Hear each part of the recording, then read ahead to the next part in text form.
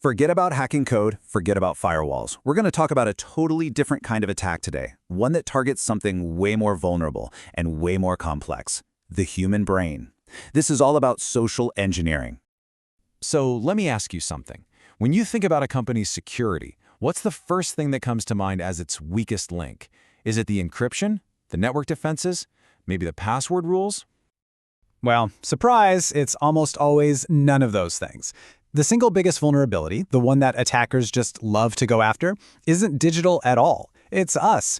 It's the human connection, our built-in trust, our curiosity, and, our basic desire to just be helpful. So, what exactly is social engineering?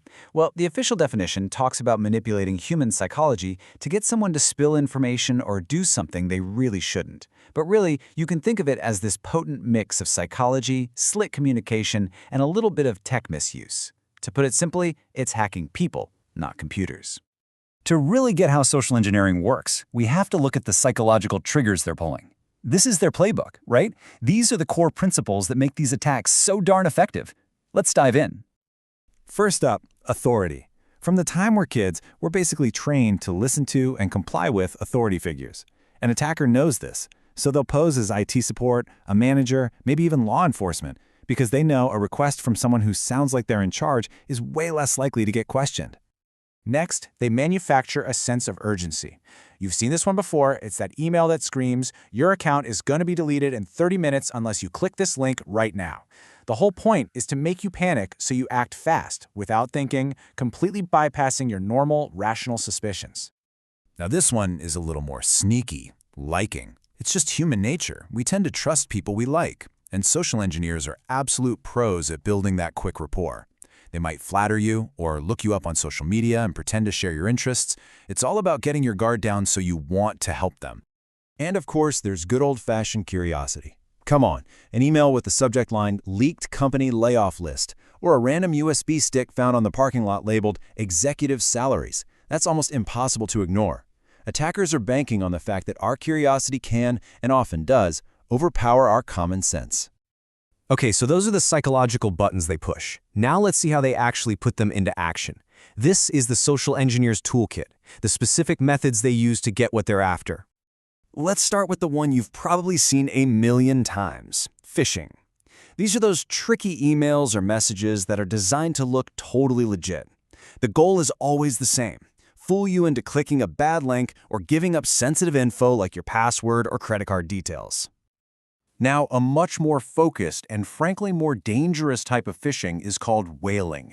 Instead of just casting a wide net and hoping for a bite, these attackers are going after the big fish. We're talking CEOs, CFOs, the C-suite. They're trying to trick these execs into wiring huge sums of money or giving away top-level company secrets. But these attacks aren't just limited to what you see on a screen. Vishing, or voice phishing, is when the attack happens over the phone. An attacker might call you up pretending to be from your bank or from tech support. And get this, with today's AI, they can even synthesize a voice to sound exactly like your boss or a family member. It's pretty scary stuff. And of course, there's smishing. It's literally the same scam, but it's delivered right to your phone as an SMS text message. You might get a text about a package that couldn't be delivered, or a problem with your bank account, and it'll have a link that's just waiting to steal your info or drop malware onto your phone.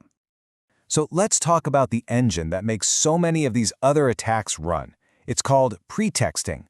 This is the art of creating a whole believable backstory, a pretext, to make the scam feel real. For example, an attacker might call you pretending to be a technician running a system audit, just to create a plausible reason for asking for your password.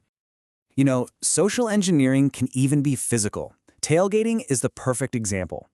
Picture this: an attacker, maybe carrying a big box or just looking flustered, walks up behind an employee at a secure door. What do most of us do? We hold the door open. It's just common courtesy, right? But just like that, you've given them access. To really see how all these techniques can be woven together for a truly devastating effect, we have to talk about one of the most famous social engineers of all time, Kevin Mitnick. His story is basically a masterclass in hacking the human element. Mitnick was doing his thing mostly back in the 80s and early 90s when cybersecurity was, just getting started. He wasn't some genius coder who broke through complex algorithms. No, his true genius was in understanding and manipulating people. His arrest back in '95 was this huge event that really proved that the weakest link in any system was the human firewall. And his method? Honestly, it was shockingly simple. He'd literally start by going through a company's trash, dumpster diving for things like employee phone lists or internal memos. Then he'd use that inside scoop to build a totally believable pretext, call up employees impersonating a coworker, and just ask for access. And he'd get it. And this quote just nails why he was so good at what he did. He didn't hack systems, he hacked trust. Because he sounded confident and used the right lingo, he just seemed like he belonged there. So employees almost never thought to question him. He turned their own instinct to be helpful into his biggest weapon. Okay, I know, that can all sound a little daunting, but here's the really good news. Just understanding these tactics is the absolute biggest step you can take to defend against them. So let's talk about how to build your own human firewall. Let's break down your countermoves. When an attacker tries to use authority, your defense is to verify. If your boss emails you with an unusual request, pick up the phone and call them on their real number. When they try to create urgency, your defense is to just pause. Take a deep breath and think before you click. For curiosity, get in the habit of hovering your mouse over a link to see where it's really going. And for any unexpected request, question anything that seems to bypass the normal, established process. Look, if you only take one single thing away from this explainer, let it be this. Technology is great, but your absolute best defense always is just a healthy dose of skepticism. It's that simple habit of pausing and asking yourself, wait a minute, does this seem right, before you act? So we've laid it all out there, the entire social engineering playbook. The psychology, the tools, and most importantly, the defenses. The knowledge is officially in your hands. Which brings us to one final, really important question. Now that you know their moves, what's yours?